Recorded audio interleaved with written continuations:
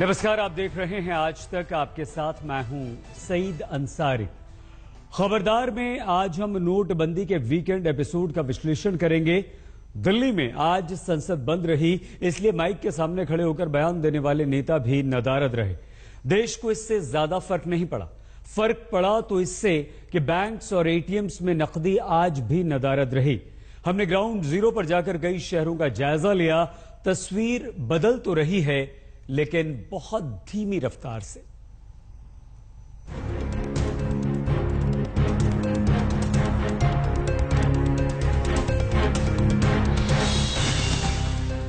Bank वाले लोग हैं वो पीछे के दरवाजे से लोगों को अंदर बुला के उन्हें कैश दे रहे हैं। 5-6 एटीएम से मैं वापस आ रहा हूँ, लेकिन किसी में पैसे नहीं है। 8-10 एटीएम में गया, कहीं भी पैसा नहीं मिला। अपने पैसे निकालने के लिए इतनी मेहनत करनी पड़ रही है, रात 3-3, 4-4 घंटे परेशान होना पड़ रहा है। यही हमारे अच्छे दिन आएंगे क्या मोदी जी? अपनी कमाई के लिए भीख भी अच्छे मांग लेते हैं, भीख से भी बदतर कर रखा उन्होंने पब्लिक को। बस थोड़ा सिस्टमैटिक ढंग नहीं है। बैंक बंद है, एटीएम में पैसे नहीं है, पब्लिक कहाँ जाए? ये नोटबंदी के 18वें दिन की तस्वीर है। इस बुजुर्ग महिला की परेशानियों को सुनिए और 125 करोड़ की आबादी वाले इस मुल्क की परेशानी का खुद ही अंदाजा लगा लीजिए। मोदी के क्या कलेजे में आग लग रही है कि लात तो हमारे में लग रही है। आई समझ में? मगर हमारी से 120 साल की बुढ़िया पर ये बीमार, दवा भी ना है। दिल्ली 2 दिनों तक कैशलेस रहने वाली है। आज शनिवार है, कल इतवार है। ये दोनों दिन छुट्टी के हैं। सो बैंकों में ताले लगे हैं और एटीएम में नकदी नहीं है, तो लोगों के पास बस सवाल ही सवाल है।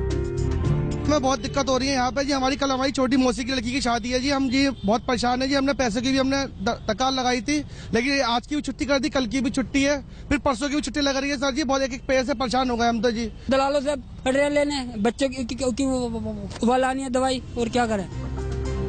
नोटबंदी के 18वें दिन की ये वो ग्राउंड रिपोर्ट है जिससे आपको जमीनी हालात का जायजा मिल जाएगा। आप ये समझ पाएंगे कि कैसे नकदी को तरसते भारत को भगवान भरोसे छोड़ दिया गया है। दिल्ली जहां आरबीआई का हेडक्वार्टर है, वहां की एटीएम मशीनों में कैश की खपत पूरी नहीं हो पा रही, तो दूसरे शहरों का कहना ही क्या। जयपुर में तो एटीएम में कैश मिल जाना जंगल में आग लगने की खबर से कम नहीं। ये स्टेट बैंक का एटीएम है, जहां पर लंबी लंबी कतारें अमूमन लगी रहती हैं, लेकिन आज सुबह से चूंकि बैंक बंद है, इसलिए एटीएम में भी पैसा नहीं है। पैसे निकालने के लिए लोग ट्राई तो जरूर करते हैं, जैसे कि आए हुए हैं, ट्राई कर रहे हैं ओमवीर सिंह जी, लेकिन पैसे नहीं निकले। पैसे नहीं निकले? नहीं सर, पैसे है ही नहीं। पैसे नहीं है इसमें। आप लोग भी पैसे के लिए क्या भटक रहे हैं? बिल्कुल भटक रहे हैं पैसे के लिए। सुबह से कल हॉस्टल में पैसे जमा करवाने 12,000 रूपए चाहिए। अब कोई केस नहीं दे रहा। अब बैंक में एटीएम से भी 2,000 रूपए निकल रहे हैं। अब क्या करें? शहर शहर की ग्राउंड रिपोर्ट में आज हम आपको देश के 18 शहरों पर नोटबंदी का असर दिखाएंगे। कैसे नोटबंदी धंधाबंदी में बदल गई है, ये बताएंगे। लेकिन पहले आपको अहमदाबाद के उन एटीएम का हाल दिखाते हैं जहां 7 दिनों से नकदी के दर्शन नहीं हुए। हम मौजूद हैं अहमदाबाद की HDFC बैंक की CG रोड ब्रांच पर, और यहाँ पर भी आप देख सकते हैं कि जो बैंक है वो तो बंद है आज छुट्टी की वजह से। साथ ही जो ATM है उसका शटर यहाँ पे बंद कर दिया गया है, क्योंकि ज्यादातर लोग यहाँ पर आकर बैंक में कैश के लिए, ATM में कैश के लिए पूछते थे, जिसके चलते इसे बंद कर दिया गया है। एक शख्स आए हुए ATM से पैसे विड्रॉ करने के लिए, काफी मायूस हुए हैं। आप बताइए कितनी मायूसी महसूस हुई? कहीं पर भी पैसे नहीं है। कहीं पर भी पैसा नहीं। फॉर द लास्ट 7 डेज मैं यहाँ पर आ रहा हूँ, एक भी बार मुझे पॉजिटिव जवाब नहीं मिला। बैंक स्टाफ बहुत अच्छा है, लेकिन दे ऑलवेज है कि भाई हमारे पास ऊपर से पैसा नहीं आ रहा है। आई थिंक उन्होंने रोक रखा है या देना नहीं चाहते हैं।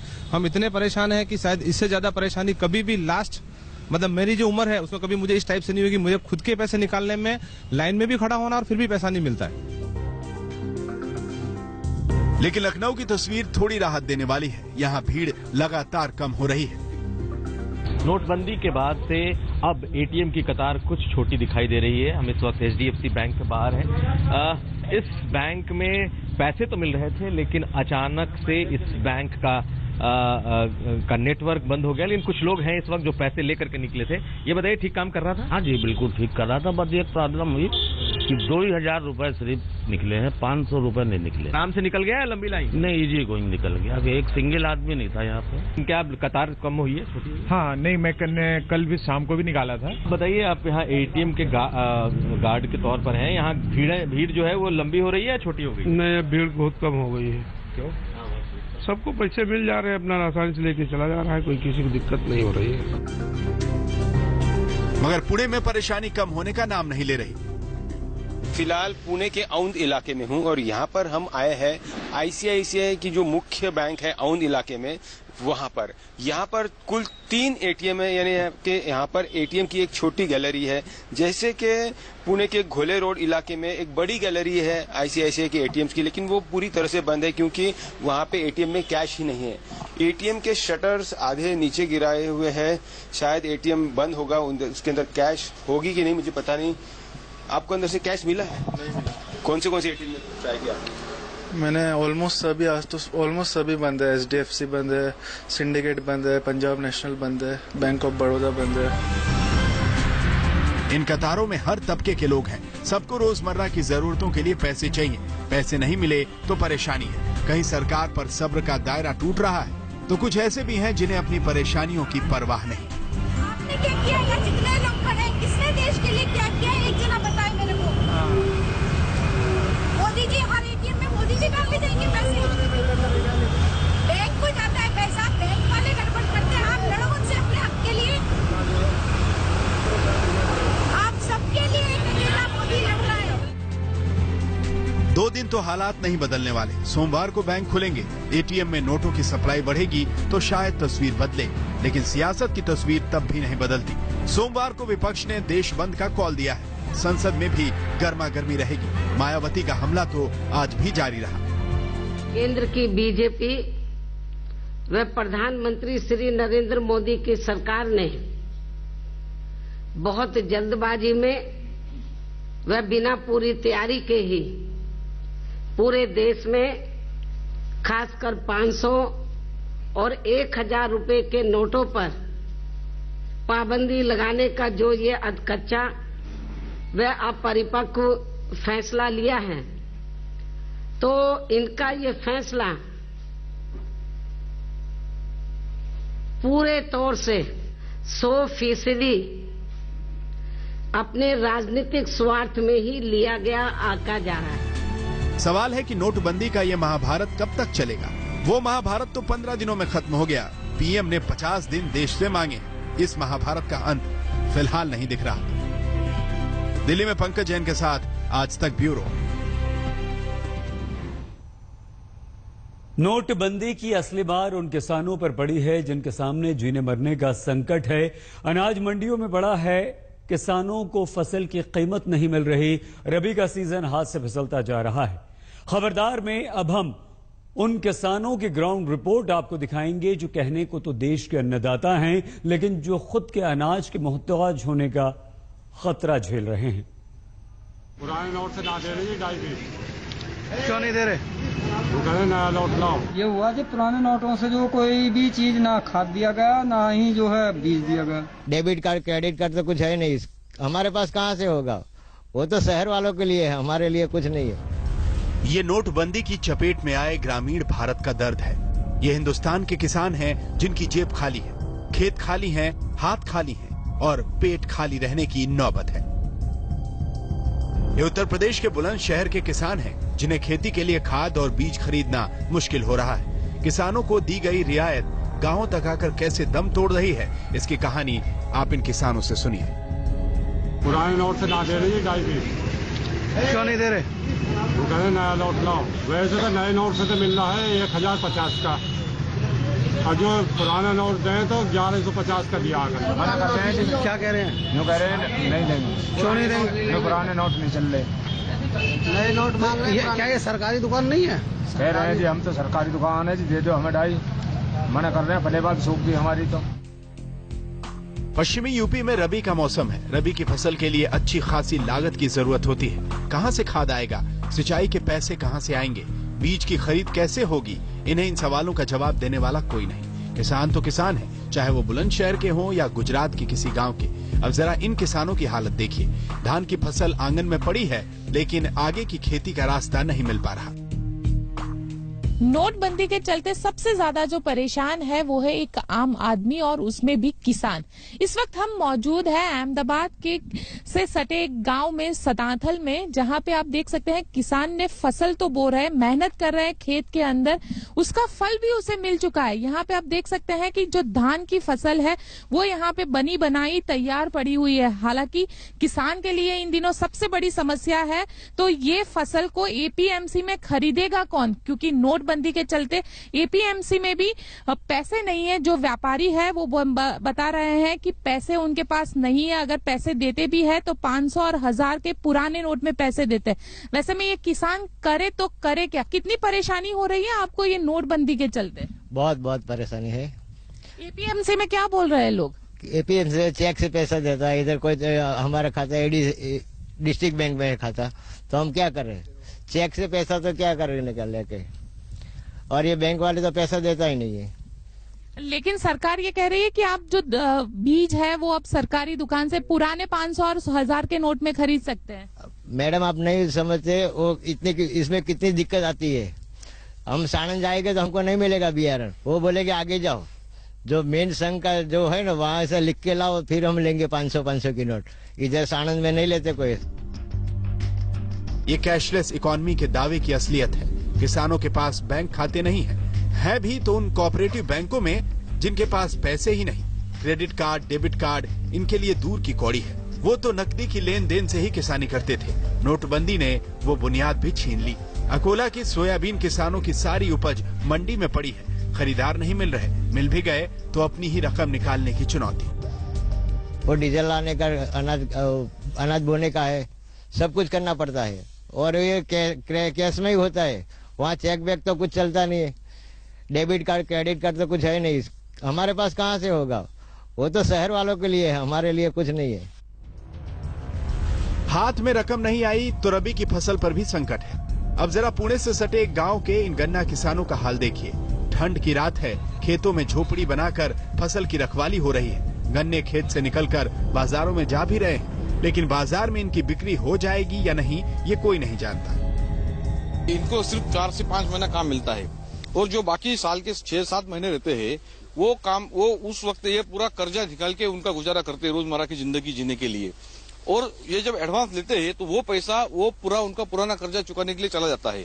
और जब ये यहाँ पे आते हैं गन्ना काटने के लिए, कटाई करने के लिए, तो ये गन्ने के जो ऊपर का हिस्सा रहता है, जिसे वाड़ा कहते हैं महाराष्ट्र में, ये बेचकर ही इनका गुजारा चलता है। और जब ये वाड़ा जो बाजू बाजू के किसान लेते हैं तो इसको जो चिल्लर चाहिए, खुदरा राशि चाहिए, मतलब 50-100-150 रुपया, तो वो चिल्लर राशि अभी बाजार में नहीं है, उसकी किल्लत है, तो उसकी अभी बिक्री नहीं हो रही है और उसकी इनको काफी समस्या झेलनी पड़ रही है। ये भारत के किसान हैं, इनकी दुख तकलीफ को नजरअंदाज नहीं किया जा सकता। इनकी आवाज सरकार को सुननी चाहिए। अहमदाबाद से गोपी घांगर और पुणे से पंकज खेलकर के साथ आज तक ब्यूरो। तो अब सवाल यह है कि क्या नोटबंदी का असर धंधाबंदी की शक्ल में सामने आ रहा है? खबरदार में अब हम उन शहरों की ग्राउंड रिपोर्ट आपको दिखाएंगे जिसके लाइफलाइन कोई ना कोई कारोबार है। हमारी ये रिपोर्ट आंखें खोल देने वाली है, क्योंकि नोटबंदी से छोटे शहरों में कारोबार ठप हो रहे हैं और सिस्टम क्राइसिस मैनेज करने में नाकाम सिद्ध हो रहा है। अब तो बैठे हुए हैं, 10-15 दिन हो गया है। अरे बुनकर की स्थिति बहुत खराब चल रही है इस बार।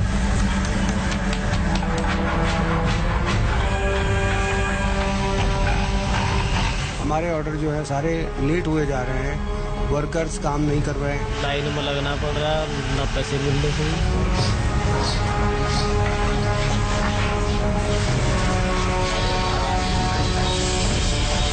60 से 60-70% का फर्क हमारा बिजनेस से पड़ गया है।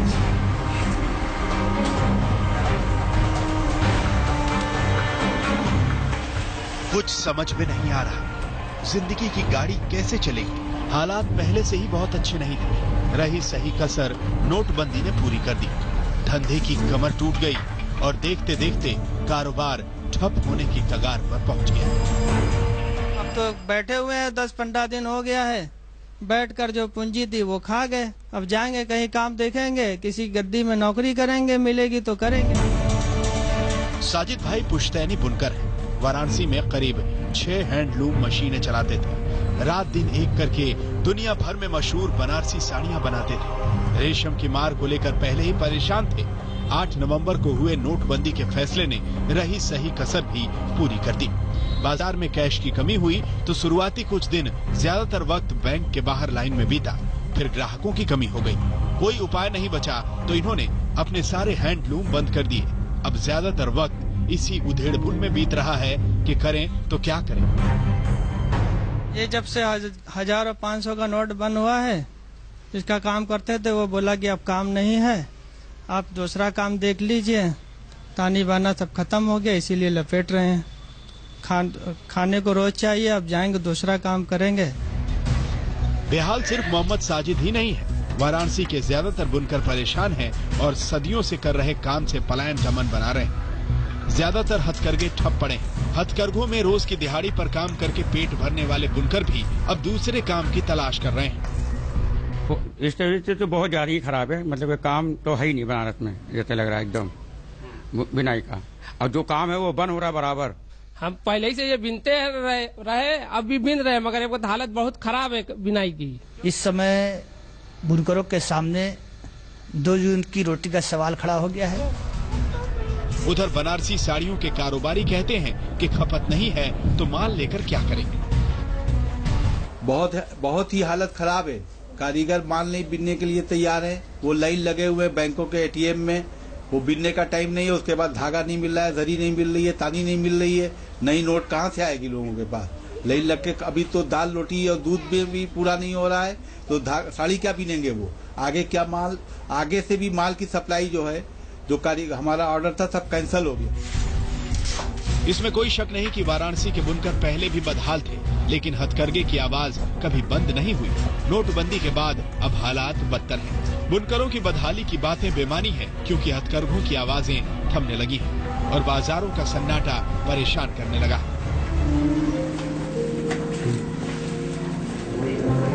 फर्रुखाबाद लहंगे, चुनरी, साड़ी, दुपट्टे पर जरी के काम के लिए मशहूर है। यहाँ तैयार किए गए दुल्हन के जोड़ों की देश भर में खासी डिमांड है। फर्रुखाबाद में जरी कारोबार का बॉलीवुड से भी बड़ा कनेक्शन है। यहाँ तैयार किए गए लहंगे और दुपट्टे विदेशों में भी निर्यात किए जाते हैं, लेकिन नोटबंदी ने फर्रुखाबाद के कारोबार में पलीता लगा दिया है। नोट बंद होने से काफी फर्क पड़ा है, क्योंकि जो इसका रॉ मटेरियल था वो हम लोगों को नहीं मिल पा रहा है, जो नकद की वजह से मिलता था। और जो हमारा कारीगर वर्ग है उसको भी नकद पेमेंट देना पड़ता था, कोई अकाउंट वगैरह उनकी थी नहीं।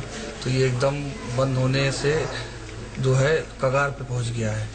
काफी नुकसान हुआ है। पिछले ऑर्डर हमारे नहीं पूरे हो रहे हैं, नए ऑर्डर उधर से आ नहीं रहे हैं। कारीगरी भी भुखमरी की मार पे है। फर्रुखाबाद में जिन जरी कारखानों में काम भी चल रहा है, वहाँ काम काफी कम है और मजदूरों की तादाद भी काफी कम हो गई है, क्योंकि बैंक अकाउंट न होने की वजह से ज्यादातर मजदूरों को कैश में ही दिहाड़ी दी जाती थी, लेकिन नोटबंदी के बाद कैश की किल्लत है।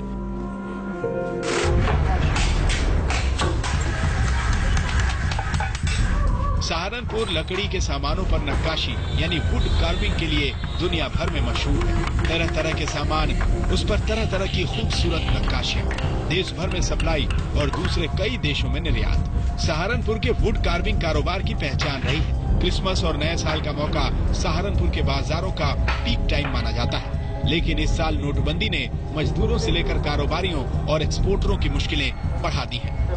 हमारे हिसाब से तो 100 करोड़ का नुकसान इन्हीं दिनों में है, क्योंकि ये पीक आवर्स होते हैं, टाइम होता है क्रिसमस के लिए माल भेजने के लिए। सहारनपुर के कारोबारियों को इस साल विदेशों से ऑर्डर तो है, लेकिन बाजार में कैश की किल्लत के चलते ना तो रॉ मटेरियल मिल पा रहा है, ना ही कारीगर मिल पा रहे हैं। हालांकि सरकार के फैसले को सब सही ठहरा रहे हैं, लेकिन परेशानियों को छिपा नहीं पा रहे। लाइन में लगना पड़ रहा, ना पैसे मिल रहे सही, बैंकों में भीड़। मोदी का फैसला आपको कैसा लगा? फैसला तो सही है जी। खुदरा दुकानदारों का भी हाल बुरा है। ग्राहक नदारत और दुकानदारी 70 से 80% ठप हो चुकी है। 60 से 60-70% का फर्क हमारा बिजनेस से पड़ गया अभी, जब से ये नोटबंदी हुई है। इसकी तरफ आकर्षित आदमी ये भी होता है जब बिल्कुल माइंड फ्री होता है, इसका मतलब बिल्कुल एकदम मतलब पूरा होता है इसका घर का। कितने % मानते हैं कि आपके बिजनेस पे बहुत फर्क पड़ा है सर, बहुत ज्यादा फर्क। वुड कार्विंग के कारोबारियों को दोहरी मार का डर सता रहा है। वक्त पर माल तैयार नहीं हुआ तो ऑर्डर कैंसिल हो जाएंगे, और ऑर्डर कैंसिल हुए तो जो उधार लेकर माल तैयार किया है वो चुकाएंगे कैसे। दुनिया भर में अपनी बेहतरीन क्वालिटी के लिए मशहूर मेरठ के स्पोर्ट्स गुड्स इंडस्ट्रीज पर नोटबंदी का गहरा असर है। कई नामी कंपनियों का उत्पादन घटकर आधे से भी कम रह गया है। मेरठ के सराय काजी गांव में करीब 10 से ज्यादा ऐसे कारखाने हैं जहां क्रिकेट बॉल और फुटबॉल बनाए जाते हैं। इन कारखानों के मालिकों की माने तो नोटबंदी के बाद पहले के करीब सारे ऑर्डर कैंसिल हो गए हैं और प्रोडक्शन में करीब 70% की गिरावट आई है।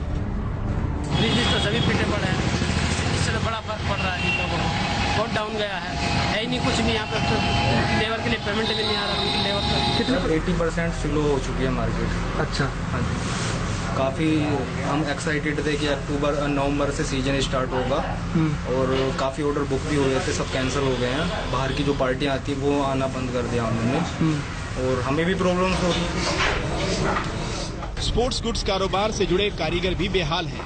कारीगरों की मजदूरी करीब आधी रह गई है। घर का खर्च जैसे तैसे चल रहा है। हमारी तरफ से सारा गलत हुआ कि जब खर्चा नहीं चलता तो क्या करें, काम करते हैं, काम करके पैसा नहीं मिल रहा।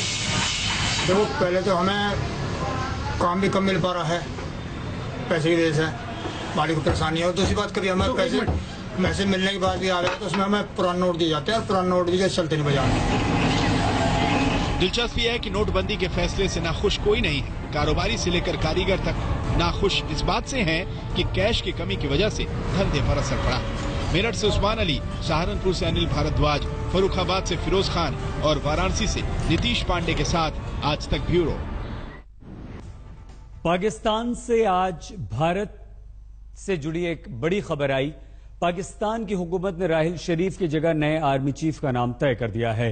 तो खबरदार में अब हम पाकिस्तान के नए सेनापति के अतीत और भविष्य की संभावित रणनीतियों का विश्लेषण करेंगे। ये इसलिए जरूरी है क्योंकि नए कमांडर को कश्मीर मामलों का एक्सपर्ट माना जा रहा है और इसलिए भारत के खिलाफ जहर उगलना शरीफ के इस नए सेनापति की भी आदत रही है।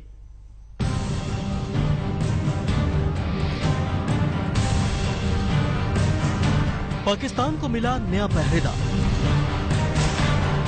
पाक के शरीफ ने चुना नया commander.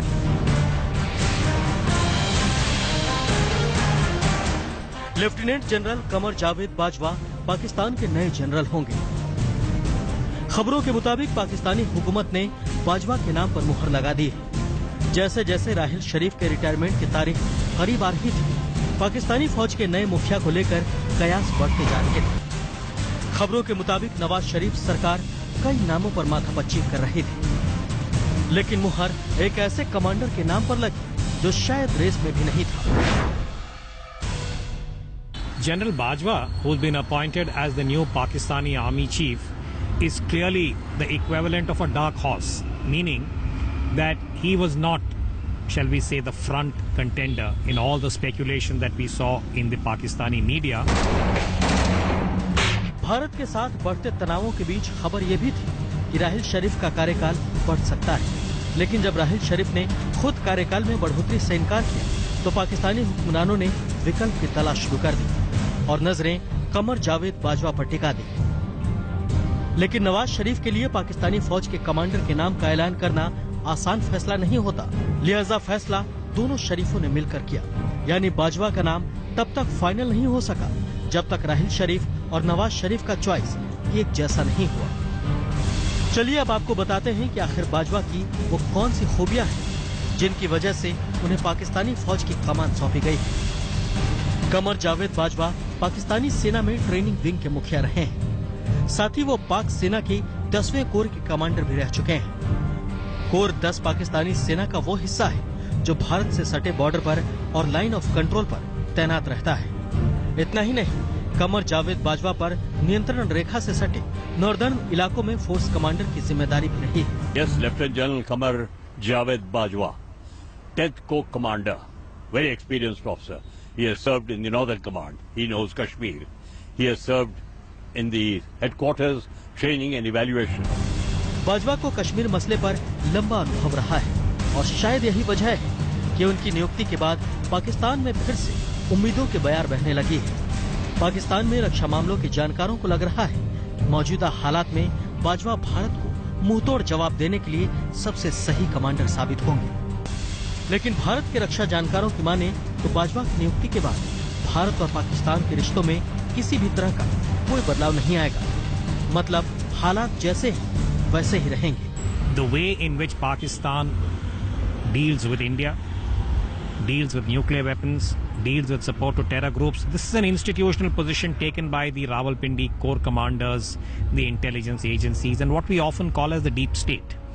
So at this stage, my assessment is that it's unlikely that there will be any radical change. Bajwa 29 नवंबर को पाकिस्तानी फौज की कमान तब संभालेंगे जब राहिल शरीफ की विदाई होगी, लेकिन उससे पहले ही नवाज शरीफ ने उनके साथ गुफ्तगू शुरू कर दी है। शायद आगे की रणनीतियां तैयार हो रही हैं। आखिर हालात नाजुक जो है, हर रोज भारत का करारा जवाब झेलना पड़ रहा है। रावलपिंडी के कोर कमांडर के रूप में जनरल बाजवा ने एक बार नवाज शरीफ के खिलाफ हो रही रैली को काबू से बाहर जाने से रोक लिया था और ये बात ना नवाज शरीफ भूले ना शाहबाज शरीफ, और इसीलिए उनकी नजर जनरल कमर बाजवा पर लगातार रही थी। यही नहीं, जनरल बाजवा एक बार यह भी कह चुके हैं कि भारत से ज्यादा आंतरिक आतंकवाद पाकिस्तान के लिए बड़ा खतरा है। लेकिन यह तो कहने की बात थी। सेना अध्यक्ष बनने के बाद पाकिस्तान का रवैया भारत के प्रति कितना बदलता है, यह आने वाला वक्त बताएगा। लेकिन सूत्रों के मुताबिक पाकिस्तान का भारत के प्रति द्वेषपूर्ण रवैया 1947 से लेकर 2016 तक बदला नहीं है, आगे बदलेगा ऐसा लगता नहीं है। गौरव सावंत, दिल्ली, आज तक। कमर जावेद बाजवा को आखिर नवाज शरीफ ने पाकिस्तानी फौज का कमांडर क्यों चुना? आखिर उनमें दोनों शरीफों यानी कि राहिल शरीफ और नवाज शरीफ ने क्या देखा कि पाकिस्तानी हुकूमत ने बाजवा को पाकिस्तानी फौज की कमान थमा दी? कमर बाजवा को कश्मीर और उत्तरी इलाकों के मामलों की अच्छी खासी समझ है। खासतौर पर कश्मीर इश्यू को लेकर उनका अनुभव पाकिस्तान के काफी काम आएगा। बाजवा ने पाकिस्तान की सबसे बड़ी और महत्वपूर्ण कोर 10 का भी नेतृत्व किया है। कोर 10 पाकिस्तानी फौज का वो हिस्सा है जो इंडिया से सटी बॉर्डर पर और लाइन ऑफ कंट्रोल पर तैनात रहती है। इसके अलावा बाजवा बलोच रेजिमेंट में रहे हैं तो पाकिस्तान के उत्तरी इलाकों की समस्याओं से निपटने में भी काफी मदद मिलेगी। बाजवा गिलगित और बाल्टिस्तान फोर्स के कमांडर की पोस्ट पर भी रह चुके हैं। बलूचिस्तान और पीओके के मुद्दे को लेकर पाकिस्तान की जमकर किरकिरी हो रही है। बाजवा इन दोनों इलाकों में तैनात रहे हैं तो शायद नवाज शरीफ को यह उम्मीद है कि बाजवा इन दोनों इलाकों के लिए कुछ खास रणनीति तैयार कर सकते हैं। राहिल शरीफ की जिस तरह से विदाई हुई है और जिस तरह से राहिल शरीफ ने अपनी विदाई को स्वीकार किया है, वो अपने आप में बहुत हैरान करने वाला है, क्योंकि पाकिस्तान एक ऐसा देश है जहां सेना का शासन हमेशा सरकार के शासन और सरकार पर भारी पड़ता है और कोई भी आर्मी चीफ आसानी से सेना अध्यक्ष की कुर्सी छोड़ने के लिए तैयार नहीं होता, जो राहिल शरीफ ने किया है। पाकिस्तान का सेना प्रमुख रिटायर हो रहा है, वो भी बगैर किसी हो हल्ला के। प्रधानमंत्री नवाज शरीफ ने अपना नया आर्मी चीफ चुन लिया है, मगर हैरान करने वाली बात यह है कि राहिल शरीफ की जगह नया आर्मी चीफ नियुक्त कर दिया गया और किसी तरह का शोर शराबा नहीं हुआ। ये अपने आप में बिल्कुल नई तस्वीर है, क्योंकि राहिल शरीफ पाकिस्तान के 15वें आर्मी चीफ थे और वो पहले ऐसे आर्मी चीफ हो गए हैं जिसका न कार्यकाल बढ़ाया गया और जिसकी विदाई पर न किसी तरह का हल्ला हंगामा हुआ। हालांकि जिस तरह से राहिल शरीफ ने अपनी विदाई स्वीकार कर ली है, ठीक ऐसे ही जनरल अशफाक कयानी ने भी किया था। हालांकि कयानी का कार्यकाल बढ़ाया गया था। वो जनरल जिसके बारे में कहा जाता था कि वो बेहद सख्त थे। जनरल कयानी को कभी किसी ने हंसते हुए नहीं देखा था। उस जनरल ने बेहद शालीनता से अपनी विदाई स्वीकार कर ली थी, वरना कौन नहीं जानता कि पाकिस्तान कहने के लिए एक लोकतांत्रिक देश है, मगर इस मुल्क में सरकार से ज्यादा सेना का इकबाल बुलंद रहा है। देखिए, अमेरिका में जो उनके जो होते हैं चीफ्स, 4 स्टार जनरल्स, वो अपनी टर्म पूरी करते हैं तो चाहे जंग लड़ी हो, जो भी है, उनको घर भेज दिया जाता है। वो जो इराक वॉर में शवास्कॉप कमांडर थे, बड़ा उन्होंने कहा ये बड़ा सक्सेसफुल कमांडर है, ये उनकी टर्म पूरी हुई, ही वेंट होम। पाकिस्तान के वजूद में आने के बाद आधे से ज्यादा वक्त इस देश में सेना का शासन रहा है। ऐसे हमेशा आरोप लगते रहे हैं कि पाकिस्तान की विदेश नीतियां चुनी हुई सरकार की बजाय सेना निर्धारित करती है। कहने का मतलब ये है कि पाकिस्तान में सेना का प्रमुख अपने आप को हमेशा से प्रधानमंत्री से ज्यादा ताकतवर समझता रहा है और यही वजह रही है कि राहिल शरीफ से पहले के जितने भी सेना प्रमुख हुए उन्होंने सीधे सीधे तो अपनी विदाई नहीं ही स्वीकार की। 1990 के दशक में जब नवाज शरीफ दूसरी बार प्रधानमंत्री बने थे तब तत्कालीन सेना प्रमुख जनरल जहांगीर करामात को कार्यकाल पूरा होने से पहले से घर भेज दिया गया था। बाद मोहम्मद मूसा साहब 8 साल निकाल गए, याहिया साहब 5 साल निकाल गए, टिक्का खान साहब 4 साल रह गए, ज़ियाद साहब 12 साल रह गए, मुशर्रफ साहब 9 साल निकाल गए, कियानी साहब 6 साल निकाल गए। जब राहिल शरीफ को सैन्य प्रमुख बनाया गया था तब उनसे वरिष्ठ 2 जनरल्स को निलंबित कर दिया गया था। नवाज शरीफ ने परवेज मुशर्रफ को सैन्य प्रमुख बनाया, जो कि वरिष्ठता में तीसरे नंबर पर आते थे। बाद में उन्हीं मुशर्रफ ने नवाज का तख्ता पलट कर दिया था और खुद देश के सैन्य शासक बन बैठे थे। लेकिन इस बार नवाज शरीफ ने अपना नया कमांडर चुन लिया और उसे शालीनता से स्वीकार भी कर लिया गया है। यानी पाकिस्तान में धीरे धीरे ही सही लोकतंत्र राह पकड़ रहा है। यह पाकिस्तान के अवाम के लिए कम से कम सही ही है। आज तक ब्यूरो। पाकिस्तानी सेना का कमांडर भारत के लिए काफी अहमियत रखता है। अहमियत इस वजह से क्योंकि पाकिस्तान में तख्ता पलट का इतिहास रहा है और जब तख्ता पलट होता है तो पड़ोसी देश पर भी उसका असर होता है, यानी कि हम पर। पाकिस्तान में तख्ता पलट का सबसे ज्यादा असर हम पर यानी कि भारत पर ही होता है। लिहाजा पाकिस्तानी फौज के मुखिया का आना और जाना, इन दोनों गतिविधियों पर भारत की हमेशा बेहद पैनी नजर रहती है।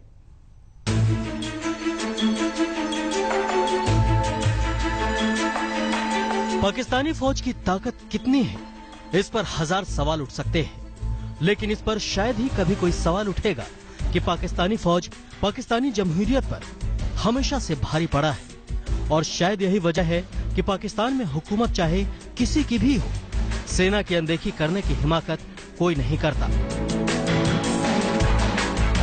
पाकिस्तान के 70 साल के इतिहास में 3 ऐसे मौके आ चुके हैं जब फौजी कमांडरों ने ये साबित किया है कि वहां की जमहूरियत उनके पैरों की जूती है। सबसे ताजा उदाहरण जनरल परवेज मुशर्रफ का है। वो साल था 1999। पाकिस्तान में यही नवाज शरीफ प्रधानमंत्री थे और परवेज मुशर्रफ पाकिस्तानी फौज के कमांडर। परवेज मुशर्रफ और नवाज शरीफ ने मिलकर करगिल जंग का पूरा ताना बाना तैयार किया, लेकिन पाकिस्तानी को मुंह की खानी पड़ी। पाकिस्तानी फौज की हार ने मुशर्रफ को इस कदर बौखला दिया कि उन्होंने अपने ही देश में तख्ता पलट कर दी। नवाज शरीफ सरकार ने इस तख्ता पलट को रोकने की पुरजोर कोशिश की। उन्होंने परवेज मुशर्रफ को पद से बर्खास्त कर दिया और श्रीलंका से आ रहे उनके विमान को पाकिस्तान में नहीं उतरने देने की प्लानिंग कर ली। लेकिन शरीफ की तैयारी धरी की धरी रह गई। उससे पहले ही मुशर्रफ के वफादार सीनियर ऑफिसरों ने 12 अक्टूबर 1999 को नवाज शरीफ और उनके मंत्रियों को गिरफ्तार कर लिया। मुशर्रफ से पहले जनरल जियाउल हक ने पाकिस्तानी जमहूरियत का गला घोटा था। 1977 में पाकिस्तान के तत्कालीन प्रधानमंत्री जुल्फिकार अली भुट्टो पर जियाउल हक और उनके फौज की ताकत भारी पड़ी थी। जियाउल हक ने 4 जून 1977 को देश के प्रधानमंत्री जुल्फिकार अली भुट्टो को पद से हटा दिया था। इस तख्ता पलट को ऑपरेशन फेयर प्ले के नाम से भी जाना जाता है। जनरल जियाउल हक का सत्ता छीनना पाकिस्तान के इतिहास में दूसरा तख्ता पलट था। पहला तख्ता पलट हुआ था 1958 में। अभी पाकिस्तान को वजूद में आए महज 11 साल बीते थे कि पाकिस्तान के पहले राष्ट्रपति मेजर जनरल इस्कंदर मिर्जा ने पाकिस्तानी संसद और प्रधानमंत्री फिरोज खान नून की सरकार को भंग कर दिया और पाकिस्तानी फौज के कमांडर को सत्ता सौंप दी। देश में मार्शल लॉ लागू कर दिया गया और देश की बागडोर army commander in chief general Ayub Khan के हाथों में दे दी गई। सत्ता का खेल देखिए कि सिर्फ 13 दिनों बाद ही अयूब खान ने तख्ता पलट किया और राष्ट्रपति को पद से हटा दिया। पाकिस्तान में तख्तापलट के इतिहास की वजह से ही शायद पाकिस्तानी हुकूमत हमेशा फौज से खौफ खाती है। उन्हें हर वक्त ये डर सताता रहता है कि पता नहीं कब कौन सा कमांडर उन्हें उखाड़ फेंके और खुद सत्ता पर काबिज हो जाए। आज तक ब्यूरो। जनरल बाजवा पाकिस्तान के नए आर्मी चीफ बन गए हैं, तो क्या पाकिस्तान का इतिहास बदल रहा है? राहिल शरीफ लगातार दूसरे ऐसे फौजी कमांडर हैं जिन्होंने आसानी से कुर्सी छोड़ दी, जिन्होंने तख्तापलट की कोई कोशिश नहीं की। जनरल खियानी ने तो एक बार एक्सटेंशन ले लिया था, लेकिन राहिल शरीफ ने एक भी एक्सटेंशन नहीं लिया, बल्कि लेने से मना कर दिया। तो आइए राहिल शरीफ का कुछ और विश्लेषण हम करते हैं। 2013 में जब जनरल खयानी ने अपना दूसरा कार्यकाल पूरा किया, दूसरी बार बढ़ाए जाने को किया था, तब राहिल शरीफ आर्मी चीफ के तौर पर पसंदीदा लोगों की लिस्ट में शामिल नहीं थे। आर्मी चीफ बनने के बाद आलोचक ये कहते रहे कि राहिल शरीफ का इंटेलिजेंस और ऑपरेशनल बैकग्राउंड मजबूत नहीं है। राहिल शरीफ के कार्यकाल का महत्वपूर्ण पड़ाव रहा है ऑपरेशन जर्ब-ए-अज़्ब। जून 2014 में नॉर्थ वजीरिस्तान में तहरीक तालिबान पाकिस्तान के खिलाफ चलाए गए इस ऑपरेशन के बाद राहिल शरीफ के आलोचक पीछे हट गए। कराची में आतंकवादियों के खिलाफ एक्शन लेने और शांति कायम करने में भी राहिल शरीफ की भूमिका अहम रही। नवंबर में सिविलियन और मिलिट्री लीडरशिप को लेकर दिए गए विवादित बयान के अलावा राहिल शरीफ का पूरा करियर सरकार के समर्थक के रूप में नजर आया। हालांकि सरकार की विदेश और सुरक्षा नीति में कभी भी राहिल शरीफ का बड़ा हस्तक्षेप नहीं रहा, जिसके चलते जनता और सोशल मीडिया में राहिल शरीफ कभी भी ज्यादा पॉपुलर या लोकप्रिय नहीं रहे। अब राहिल शरीफ 29 तारीख को अपनी कुर्सी छोड़ देंगे और बाजवा पाकिस्तान के नए आर्मी चीफ के तौर पर कमान संभाल लेंगे।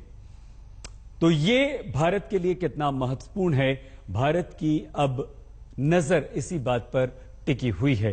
खबरदार में आज के लिए बस इतना ही। आप बने रहिए हमारे साथ और देखते रहिए आज तक।